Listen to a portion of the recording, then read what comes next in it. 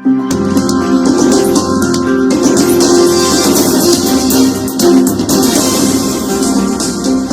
Jungle.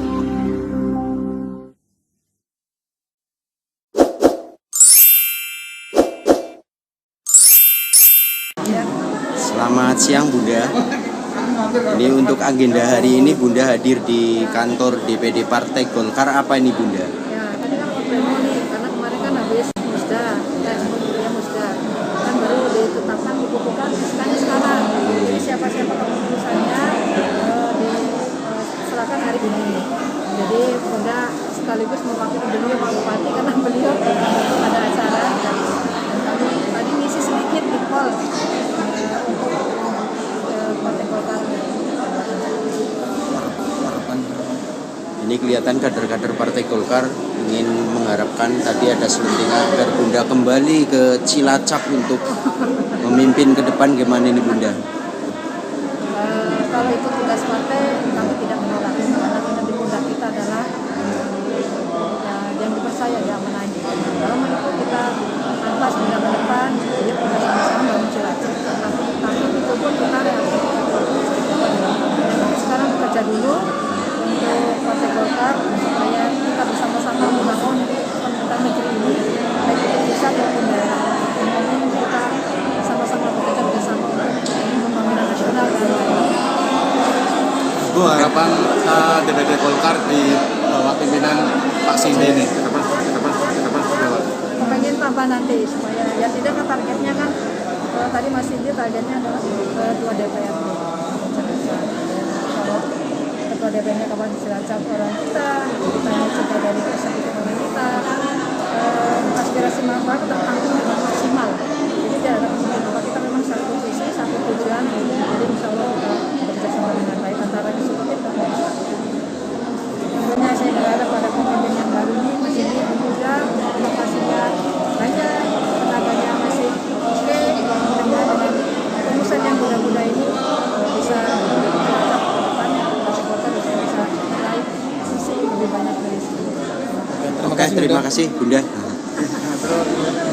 Bunda Teti atas bantuan kepada DPD Partai Golkar seorang dalam perkantoran ada laptop, screen, kemudian proyektor. Ini akan kita manfaatkan sebaik-baiknya. Dan yang lebih penting ini adalah wujud dari kebersamaan DPD Golkar Kabupaten Cilacap bersama dengan Bunda Teti. Dan saya harap bahwa ini adalah bantuan alat dan nanti ke depan juga ada kebersamaan lagi dalam bentuk program. Karena apa? Tadi yang disampaikan oleh Bunda Teti juga itu salah satu tawaran yang sangat baik bagi kita Partai Golkar Cilacap. Ada yang benar-benar ngesuh dan benar-benar siap untuk baik tenaga, waktu, pikiran, moral dan materialnya untuk bersama-sama dengan Partai Golkar Cilacap untuk bisa menyampaikan ide dan gagasan serta mensiarkan Partai Golkar ke seluruh penjuru Kabupaten Cilacap. Terima kasih Bunda Teti. Semoga Ibu sekeluarga diberikan kelonggaran waktu, pikiran, rezeki, dan juga semoga bantuan ini berkah. Dan Ibu merupakan kebanggaan kami selaku salah satu kader terbaik Partai Golkar Kabupaten Cilacap. Terima kasih. Assalamualaikum warahmatullahi wabarakatuh.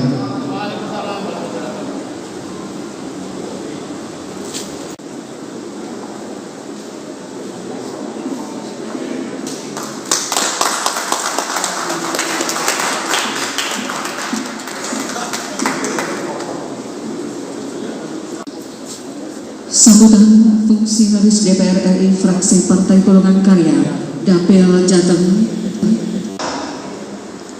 Golkar Indonesia Golkar Indonesia. Artinya 2024 kita harus punya pemimpin nasional dari Golkar, gitu ya Pak? Assalamualaikum warahmatullahi wabarakatuh. Waalaikumsalam warahmatullahi wabarakatuh. Innal hamdalillah Rasulillah wa'abada. Ini sambutan sekaligus sebagian materi saya sampaikan di Mas, biar seret-seret karena waktunya ini enggak berurutan terus. Hari ini mungkin hari baik apa nggih Pak? Jadi semua hari Sabtu, juga agendanya hari 4 tempat hari ini semua. Berarti Pak Pak Ketua DPD mengambil hari yang banyak barokahnya. Amin amin. Iya, Bapak Ibu yang dirahmati Allah, keluarga besar DPD 2 Kabupaten Cilacap, Mbak Cindy beserta segenap pengurus, ini ada Wanti, pada penasehat, ada Pak Manten ini, Matur nuwun Bapak Ibu, keluarga besar sayap Partai Golkar DPD 2 yang Bunda Cindy berdambakan. Pada hari ini mari kita sama-sama bersyukur bikaulina alhamdulillah, sehingga pada hari ini kita bisa menghadiri rapat pleno DPD Partai Golkar Kabupaten Cilacap periode 2025 dan pendidikan Dikpol tahun 2020. Mudah-mudahan kegiatan ini membawa berkah kita semua dan nambah wawasan untuk kita semua di Partai Besar Golkar yang di Kabupaten Cilacap khususnya. Bapak Ibu yang Bunda Cindy berdambakan, saya ucapkan selamat pada kepengurusan yang baru.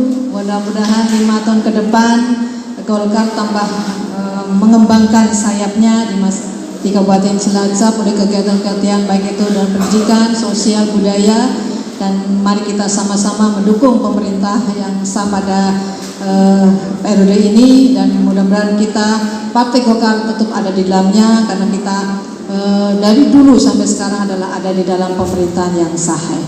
Bapak Ibu yang dirahmati Allah, pada kesempatan ini izinkan saya sebagian sambutan sekaligus materi sedikit masalah Dikpol ini. Kemarin saya setelah ikut Dikpol KPPG di Pulmen ada sebagian materi, nanti saya hanya ulas sedikit ya. Monggo nanti dibagi aja kalau sudah itu ya. Keluarga besar DPD Golkar yang Bunda Cindy berdambakan, Partai Golkar dulu, kini, dan nanti. Kenapa saya mengambil clue seperti ini? Karena Partai Golkar sudah tidak asing lagi di masa dulu, orde lama, orde baru, reformasi, dan insya Allah kita bisa fleksibel nanti di masa yang akan datang. Bagaimanakah sebuah bangunan dapat menembus batas zaman? Karena ia dirancang, dibangun oleh orang-orang yang memahami masa lalu, berdamai dengan masa kini, dan keyakinan pada masa yang akan datang. Makanya Partai Golkar adalah partai dari dulu, kini, dan nanti. Sengaja saya awali tulisan ini dengan spotlight kalimat di atas agar mengingatkan kita bahwa jika politik adalah seni, maka kurang lebih sama dengan seni dirancang bangun suatu bangunan, suatu kota, atau suatu produk. Tentu saja dalam politik aspeknya menjadi lebih luas dan kompleks karena menyangkut hajat hidup orang banyak. Penyelenggaraan pemerintahan, penyelenggaraan negara, bahkan lebih jauh bagaimana hubungan antar bangsa-bangsa diselenggarakan.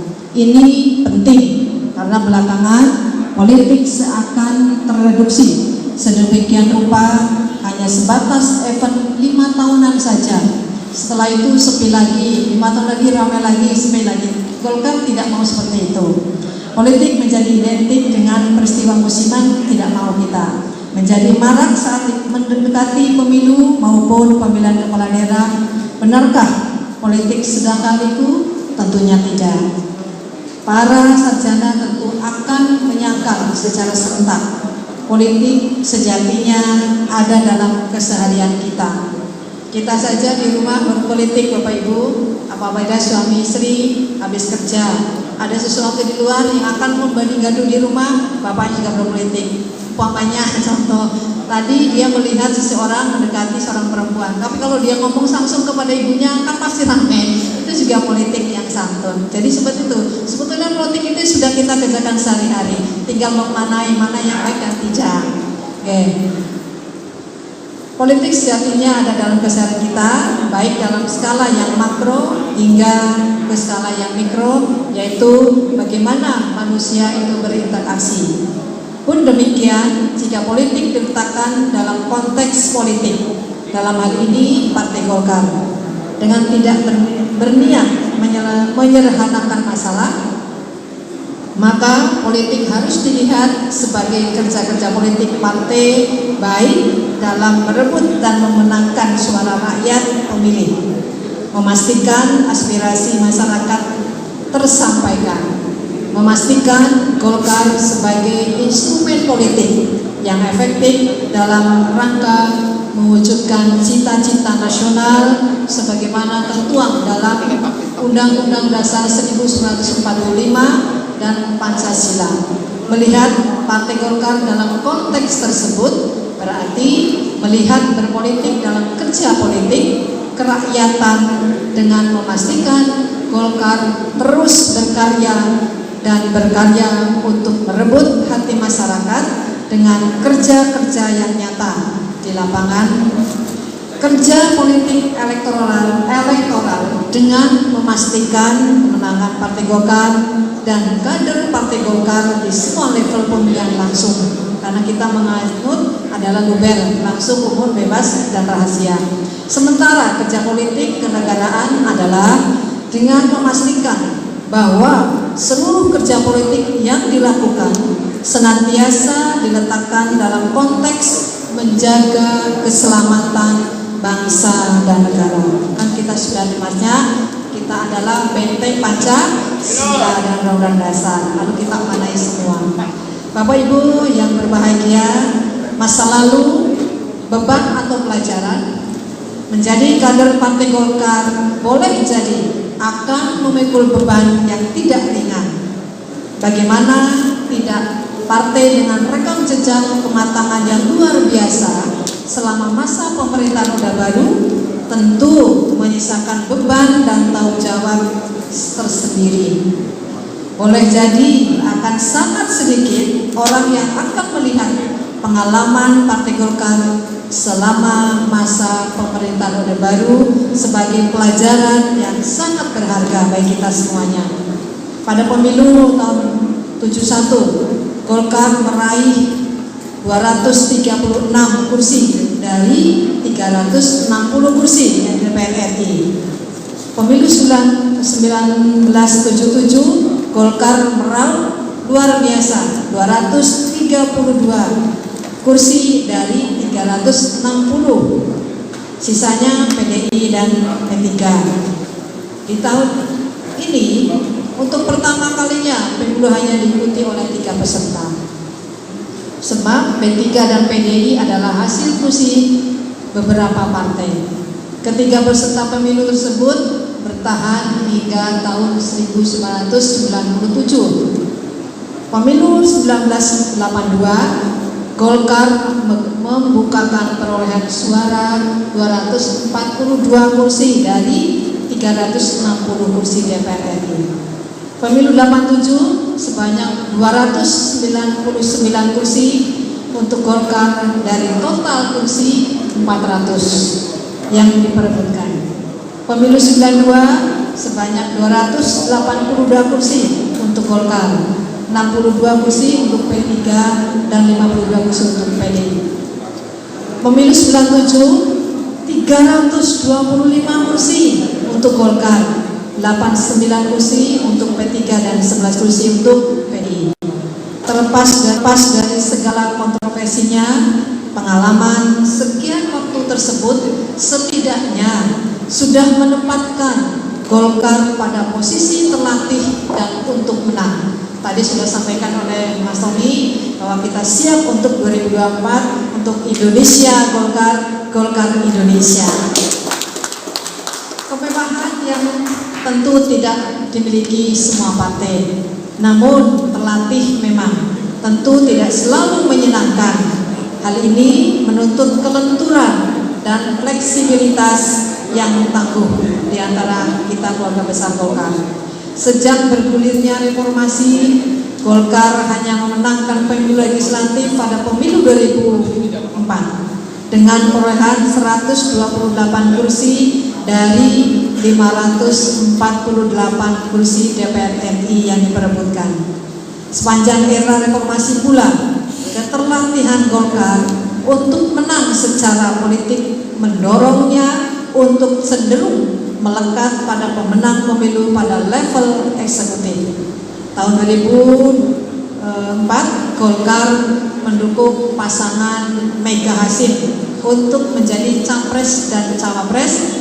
Namun kemudian ketika pemenangnya adalah SBY dan JK, di JK juga orang kita di dalamnya itu, maka Golkar memutuskan memutuskan untuk berada di sisi pemerintahan, dan kemudian hari Pak Yusuf Kalla menjadi Ketua Umum Partai Golkar pun pada pemilu 2009, di tengah dinamika politik yang sangat luar biasa, Golkar memutuskan mencalonkan duet Yusuf Kalla Wiranto sebagai Capres dan Cawapres, yang kemudian dimenangkan oleh pasangan SBY Budiono. Golkar pun kemudian memutuskan berada pada sisi pemerintahan di bawah kepemimpinan Bapak Abu Rizal Bakri. Pada tahun 2014, Golkar mencalonkan pasangan Prabowo Hatta berhadapan dengan Jokowi JK. Meskipun Pak Yusuf Kalla adalah kader Partai Golkar, namun sikap politik secara institusional mengarahkan dukungan kepada pasangan Prabowo Hatta. Setelah dimenangkan oleh Jokowi JK, Golkar lagi-lagi menjadi pendukung utama pemerintah, bahkan hingga pencalonan Jokowi untuk periode kedua bersama Ma'ruf Amin. Sikap ini konsisten hingga hari ini, karena memang kita tadi motonya adalah yang paling dulu adalah kita adalah bentengnya Pancasila dan Undang-Undang Dasar. Jadi kepentingan negara lebih penting daripada kita sendiri. Sikap politik Golkar yang cenderung berada pada sisi pemerintah ini seringkali salah dimengertikan oleh banyak pihak. Bahkan tudingan oportunis tidak jarang dialamatkan pada sikap-sikap Partai Golkar.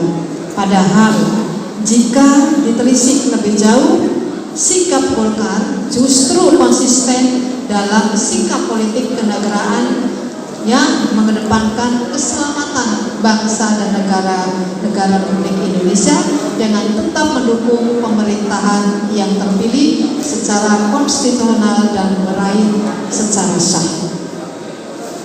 Sikap yang didasari kedalaman berpikir serta kematangan pengalaman inilah yang sulit untuk dimengerti dan dipahami sebagai pihak, hingga menudingnya sebagai oportunisme atau pragmatisme politik. Bapak Ibu yang dirahmati Allah, bagaimana dengan sikap politik Partai Golkar di daerah? Boleh dikata sikap mendukung penyelenggaraan pemerintah di daerah, baik provinsi maupun kabupaten kota, relatif sebangun dengan sikap nasional. Kita adalah hierarki. Golkar relatif tidak berjarak dengan pemerintah atau eksekutif di daerah tingkat provinsi maupun daerah kabupaten kota. Kerja besar partai hari ini selanjutnya adalah bagaimana nanti memastikan kader-kader Partai Golkar dapat memenangkan kontestasi politik untuk pemilihan kepala daerah, wakil kepala daerah, baik itu provinsi maupun kabupaten kota di daerah Indonesia. Bapak Ibu yang dirahmati Allah, dinamika hari ini adalah fakta tidak bertambahnya bahwa sepanjang 20 tahun reformasi, Golkar telah berhasil menegaskan dirinya sebagai partai yang reformis serta mampu beradaptasi dengan perubahan-perubahan seturut dengan dinamika politik yang ada. Dalam kurun waktu 20 tahun reformasi, Golkar berada pada sisi pemerintah, dan selama 10 tahun atau 2 periode kepemimpinan nasional sejak dikenalnya pemilihan langsung, Golkar berhasil mengirimkan kader-kader terbaiknya untuk melakukan pengabdian dan pelayanan pada eksekutif tingkat nasional. Demikian pula saat pemilihan langsung kepala daerah dikenal, Golkar pun turut berkontribusi dengan mengirimkan kader-kader terbaiknya untuk berkompetisi di tingkat provinsi maupun tingkat kabupaten kota. Sungguh suatu kerja politik yang tidak dapat dipandang sebelah mata. Namun, apakah dinamika politik pada skala nasional maupun skala daerah akan berhenti pada pola tersebut? Tentunya tidak. Apakah pola tersebut akan berulang secara terus-menerus tanpa perubahan? Tentunya tidak. Telah tercatat bahwa dinamika politik begitu dinamis dan fleksibel, berubah dan berkembangnya secara cepat. pada pemilu 2019 untuk pertama kalinya diselenggarakan pemilihan umum secara serentak sepanjang periode 2014-2019. DPR dan pemerintah pusat telah pula membahas bagaimana penyederhanaan pemilihan umum. Kemarin kita tahu sendiri setelah diserentakkan ternyata banyak hal-hal yang masih kurang efisien dan efektif, sehingga nanti ke depan melihat refleksi kemarin pemilu diserentakkan 2019, nanti kita dari Komisi 2 pun akan terus berupaya akan nanti ke depan pemilihan umum tidak serta-merta seperti banyak persoalan di tahun 2019. Pemilihan kepala daerah dapat dilakukan dengan mempertahankan prinsip-prinsip efektivitas dan efisiensi anggaran. Itu yang kami kemarin temukan di Komisi 2. Kelompok masyarakat banyak pula yang mengajukan judicial review kepada Mahkamah Konstitusi perihal bagaimana memastikan pemilihan umum sebagai peristiwa politik yang tidak boleh mengurangi sedikitpun konstitusional masyarakat, memastikan penyelenggaraannya lebih sederhana, lebih efektif, lebih mudah, dan lebih efisien baik tenaga maupun di sisi anggaran.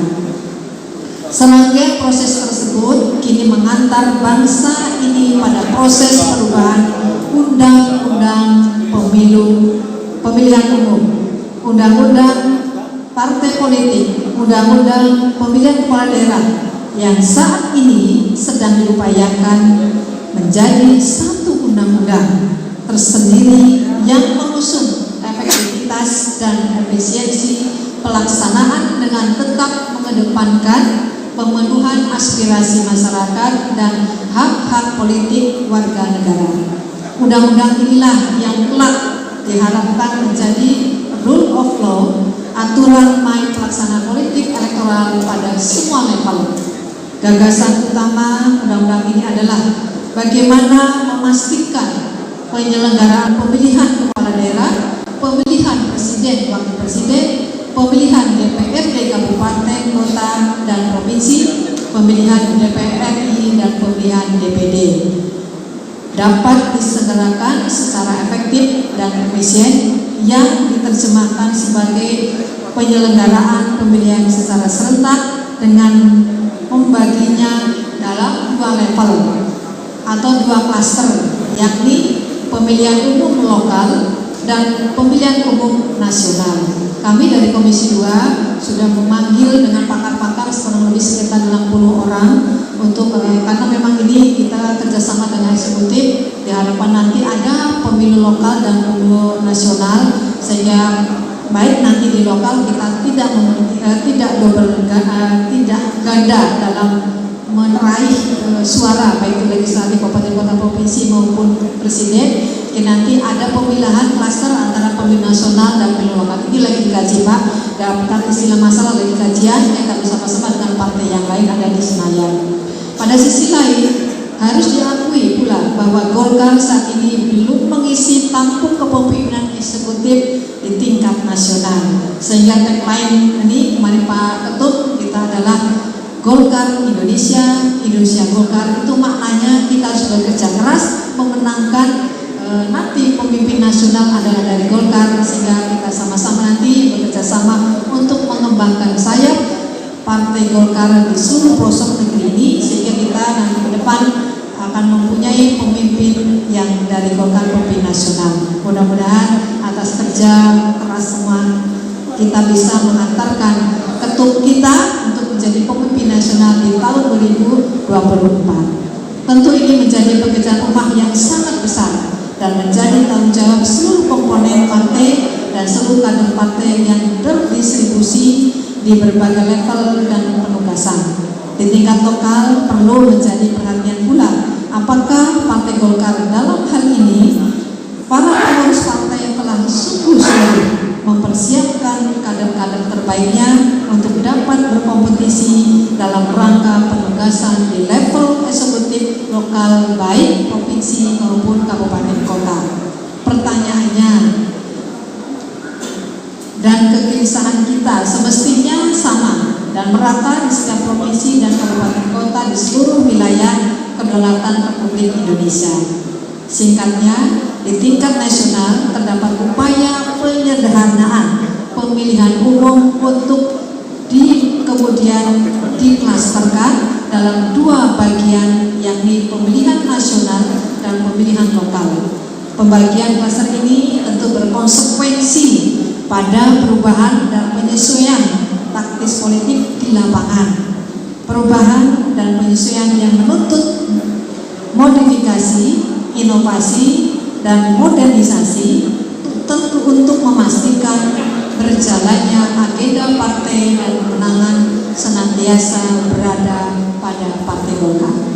Fenomena lainnya adalah bahwa dunia saat ini di era wabah pandemi COVID-19 ini, seluruh pemerintah di seluruh dunia kewalahan menghadapi dampaknya instansi kesehatan di hampir seluruh negara bersiap-siap kalau tidak mau disebut lumpuh. Lebih jauh, dampak ekonomi dari wabah COVID tersebut telah menghantar berbagai negara ke jurang resesi. Sebagai partai politik yang berada di tengah-tengah masyarakat, tentu Partai Golkar bersama-sama masyarakat mendampingi masyarakat menghadapi era krisis ini serta tanggap darurat terhadap persoalan-persoalan masyarakat sebagai dampak pandemi COVID-19 tahun 2020. Patut diapresiasi bahwa di tengah pandemi ini Jawa Tengah dan DIY terdapat 245 kader Partai Golkar yang berpartisipasi dengan menyumbangkan gajinya selama tanggap darurat COVID-19. Namun demikian, terdapat pula pemberitaan yang kurang menggembirakan bahwa riset LKSP yang dirilis pada Juni 2020 dari 9 parpol, Golkar hanya menempati posisi ke-7. Yang peduli COVID-19, tentu kepedulian tidak boleh didasari oleh keinginan untuk memuncaki posisi survei. Namun, sebagai partai politik, persepsi masyarakat adalah modal dasar untuk membangun kepercayaan sebagai cikal bakal pendelegasian kehendak politik. Bapak Ibu yang dirahmati Allah, merangkul masa depan. Keberhasilan masa depan terlahir dari sikap optimis. Pesimisme dan keraguan-keraguan hanya akan menjerat dan membatasi langkah. Masa depan politik Partai Golkar tentu tidak boleh disederhanakan dengan hanya melihat kerja-kerja politik berbasis siklus pemilihan umum atau pemilihan kepala daerah. Masa depan politik Golkar sudah tentu tidak sebatas pilkada serentak 2020, 2022 atau pemilu 2024. Namun demikian, pilkada serentak dan pemilu serentak semestinya dilihat dalam jangkauan program jangka pendek yang harus memberi manfaat bagi khusus pada masyarakat secara umum. Golkar harus memetik kemenangan pada pilkada 2020 dan 2022 serta memastikan kemenangan pada pemilihan umum serentak 2024 di semua level legislatif dan sudah selayaknya mengirim kader-kader terbaiknya untuk berada pada puncak eksekutif nasional presiden wakil presiden pada pemilihan tahun 2024. Misi tersebut cukup realistis dan merujuk kepada pencapaian dan pengalaman Partai Golkar sebagaimana saya sampaikan di sebelumnya. Sukses di masa depan bagi Partai Golkar tentu tidak boleh semata-mata mengandalkan kehebatan romantika masa lalu. Keberhasilan selalu didasari oleh kemampuan adaptasi yang memadai, yang akomodatif dan lentur dalam menghadapi dinamika perubahan lingkungan. Tugas terbesar dan terberat Partai Golkar adalah memastikan Partai Golkar akan tetap relevan dan adaptif terhadap perubahan-perubahan dan dinamika yang ada. Kader Partai Golkar di seluruh daerah memikul beban tanggung jawab yang sama, yakni memastikan kepentingan Partai Golkar di semua level legislatif memastikan kemenangan kader-kader Partai Golkar yang berkompetisi di level eksekutif daerah, dan yang pertama adalah memastikan Partai Golkar berhasil mengirim kadernya untuk duduk di eksekutif tertinggi di nasional, menjadi Presiden Republik Indonesia. Bapak Ibu, saya berharap nanti dari sekian kepengurusan yang baru, mari kita sama-sama dengan pembina partai politik. Kebetulan Pak Bupati adalah dari Partai Golkar. Nanti barangkali nanti membuat program ke depan, baik saya untuk kepemudaan dan ke program yang lain, kita sama-sama mengembangkan, baik itu dalam event-event besar, tidak terlalu banyak program tapi menetas dan konsisten saja. Contoh misalkan dalam hari-hari besar kita ikut mengembangkan dan kita ikut prioritaskan bagi pemuda-pemuda sebagai generasi penerus bangsa ke depan. Monggo silakan nanti barangkali dari ahli daya ada kegiatan-kegiatan, yang penting kita bisa menjadi mercusuar kuning Golkar di Antero Kabupaten Cilacap. Monggo bikin program yang netes tapi bisa mengembangkan sayap di seluruh pelosok kabupaten ini. Saya kira itu Bapak Ibu, dan ini tadi materi sudah sampai. Kemarin saya dapat materi waktu ada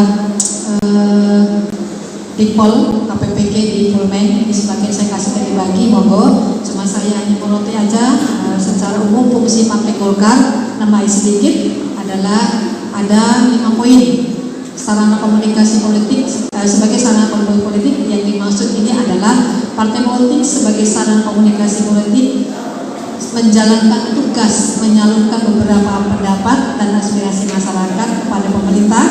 Langkah-langkah yang ditempuh partai politik dalam menjalankan fungsi ini seperti berikut.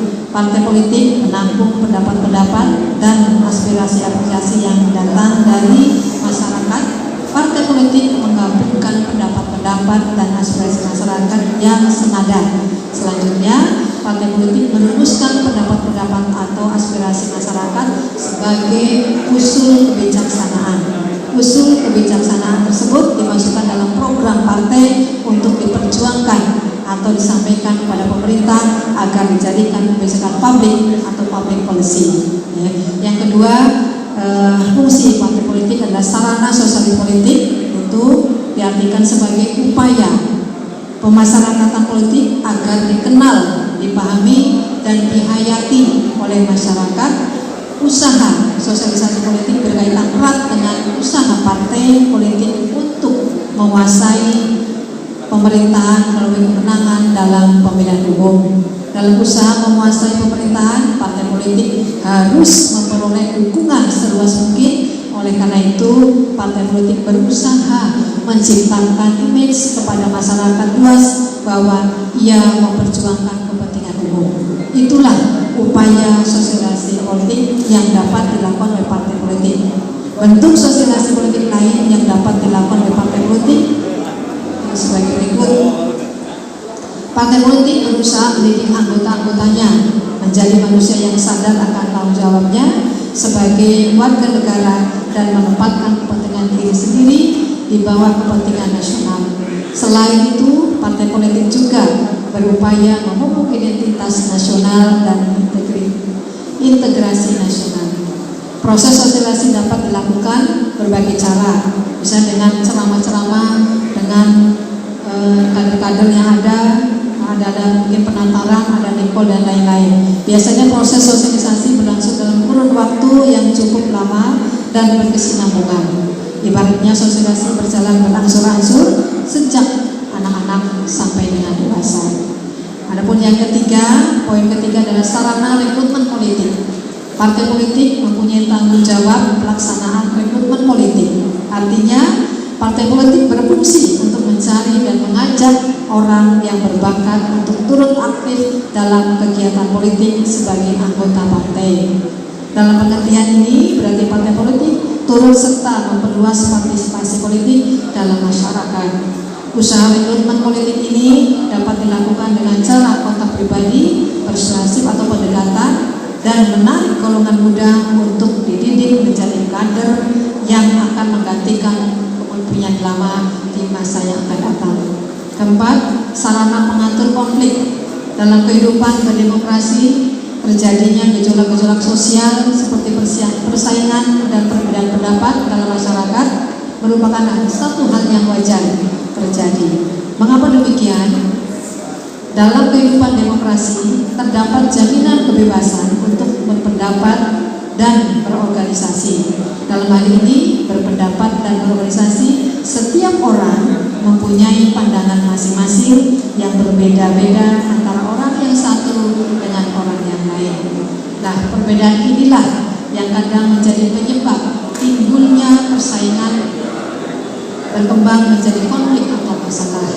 Jika sudah demikian, partai politik segera menjalankan fungsinya sebagai pengatur konflik. Para politik berusaha menyelesaikan konflik secara damai dan berusaha menjadi penengah yang bersifat netral.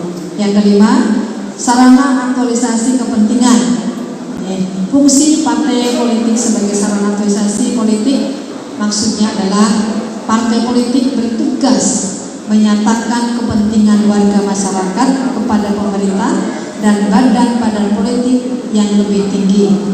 Contoh untuk artikulasi kepentingan yang dilakukan oleh partai politik adalah pengajuan permohonan secara individual kepada anggota Dewan Kota, Parlemen, pejabat pemerintahan atau dalam masyarakat tradisional kepada kepala desa dan kepala suku. Salah satu contoh seperti itu.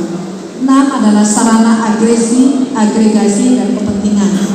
Dalam fungsi ini, tugas partai politik adalah merumuskan program politik yang mencerminkan gabungan tuntutan-tuntutan dari partai-partai politik yang ada dalam pemerintahan dan menyampaikan kepada badan legislatif. Selain itu, partai politik juga melakukan tawar-menawar dengan calon-calon pejabat pemerintah yang diajukan dalam bentuk penawaran pemberian dukungan bagi calon-calon pejabat pemerintah dengan imbalan yang pemenuhan. Jadi nanti monggo kalau mau bikin program kerja untuk 5 tahun ke depan dari bagi saya maupun dari internal DPD itu sendiri, koordinasi dengan Pak Bupati sebagai pembina, apalagi beliau sudah diusung dari Partai Golkar, ingin berkontribusi lebih luas, lebih dikembangkan lagi agar Partai Golkar ke depan akan menjadi pemenang pemilu baik 2024, pemilu legislatif daerah, menjadikan ketua DPRD, menjadi kepala wilayah eksekutif di Kabupaten Cilacap sebagai target utama khususnya Kabupaten Cilacap Provinsi Jawa Tengah.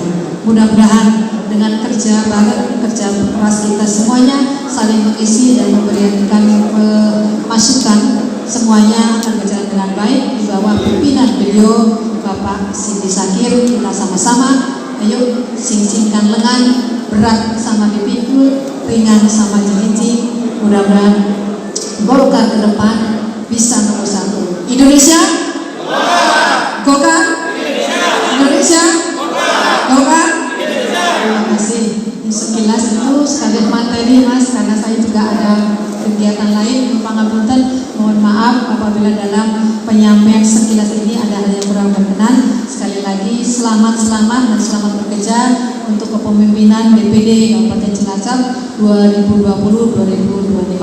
Semoga Allah memberi kita semua, Allah menjalankan, memudahkan apa jadi cita kita bersama, yaitu karya dan kekaryaan untuk Indonesia satu.